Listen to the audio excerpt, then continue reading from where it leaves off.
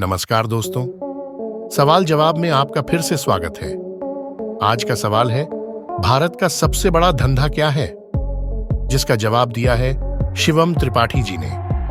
तो चलिए उनका जवाब सुनते हैं। कुछ लोग कहेंगे सबसे बड़ा धंधा धर्म है, कुछ लोग कहेंगे राजनीति है, कुछ लोग कहेंगे वेश्यावृत्ति है, लेकिन ये पुराने जमाने की बात हो गई।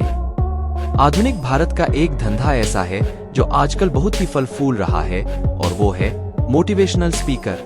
जी हाँ, आजकल मोटिवेशनल स्पीकर का धंधा जोरों शोरों से चल पड़ा है, और ये मोटिवेशनल स्पीकर लोगों को मोटिवेशनल स्पीच दे देकर लाखों छाप रहे हैं। आजकल लोगों को अपनी जिंदगी का उद्देश्य जानने के लिए और जिंदगी में आगे बढ़ने के लिए मोटिवेशन की बहुत जरूरत पड़ने लगी है। इंसान को उस क्षण मोटिवेशनल स्पीच सुनने के बाद लगता है, अब तो कल से एक नई जिंदगी शुरू करूंगा और अब तो मैं दुनिया हिला दूंगा। लेकिन कितने प्रतिशत लोगों को इससे सफलता मिली? शायद बहुत ही कम लोग होंगे जो मोटिवेशनल स्पीच सुन के जीवन में सफल हुए होंगे, क्योंकि ये वाला मोटिवेशन जो होता है वो टेम्पररी होता है। आप कुछ समय तक तो मोटिवेट रहोगे, लेकिन अगर आपके अंदर ही कुछ करने का जज्बा या इच्छा नहीं है तो कुछ समय बाद फिर वैसे ही हो जाओगे। ये मोटिवेशन स्पीच मुझे कुछ ऐसे ही प्रतीत होते हैं जैसे मोबाइल को काम करने के लिए चार्जिंग जरूरत पड़ती है, वैसे इंसान को काम करने के लिए मोटिवेशन की जरूरत पड़ती है। और मोटिवेशन हॉल चार्जिंग पॉइंट है जहां कई सारे बंदे मोबाइल की तरह 1-2 घंटे तक चार्ज होने के लिए लगे रहते हैं। बाहर आकर कुछ दिनों बाद फिर बैटरी डाउन हो जाता है। आपको क्या लगता है कि जितने भी उद्योगपति या सफल इंसान हैं, उनके पास इस तरह बैठ के मोटिवेशनल स्पीच सुनने का समय होता होगा? शायद नहीं, क्योंकि पैसा खुद एक मोटिवेशन है।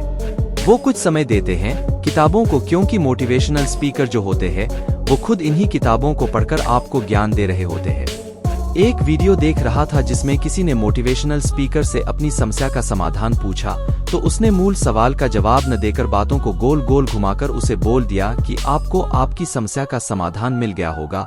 वो बेचारा आसपास लोगों को ताली बजाते देख चेहरे पर एक नकली मुस्कान लिए थैंक यू सर बोल के बैठ गया, जबकि उसके चेहरे के एक्सप्रेशन देख के लग रहा था कि ये मन ही मन गरिया रहा है। कुछ बनने के लिए मोटिवेशनल स्पीच की नहीं, खुद के अंदर जुनून की जरूरत होती है। मेरे एक परिचित का ही किस्सा बताता हूँ। मेरे एक परिचित ने प्लास्टिक इंजीनियरिंग से डिप्लोमा करने के बाद उसी में गवर्नमेंट टीचिंग जॉब के लिए अप्लाई करना शुरू किया। काफी बार अप्लाई किया, नंबर न आने पर भी हार नहीं मानी। जहाँ 1-2 वैकेंसी भी निकलती वहाँ भी अप्लाई कर देता। मतलब एक जुनून सा बना लिया था कि इसी में जॉब लेनी है। और जब वो आखिरी बार भी फॉर्म भरने गया तो किसी ने बोला, पिछले वाले का तो रिजल्ट देख लो भाई, अभी कुछ दिन पहले ही निकला था।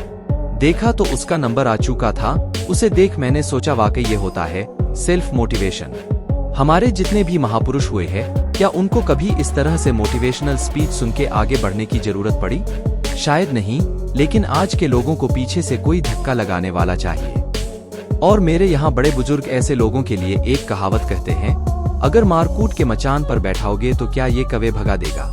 मतलब अगर किसी बच्चे को जिसका मन नहीं है उसको घर से मार पीट के खेतों पर कवे भगाने के लिए खेतों में मचान पर बैठा के आओगे तो क्या वो कवे भगाएगा? नहीं, वो फिर भाग के घर आ जाएगा। इसीलिए मैं तो कहता हूँ भैया, सेल्फ स्टार्ट बनो, सेल्फ स्टार्ट। धक्का लगा के चलने से तो बस कुछ ही दूर तक चला जा सकता है, आगे जाके जीवन की गाड़ी फिर बंद पड़ जाएगी। अगर यहाँ पर कोई मोटिवेशनल स्पीकर है तो मुझे माफ करे, क्योंकि ये बकैती का धंधा मेरी समझ से परे है। धन्यवाद। तो दोस्तों, आपको शिवम जी का जवाब कैसा लगा? कमेंट में जरूर बताएं और इस वीडियो को शेयर करना न भूलें। धन्यवाद।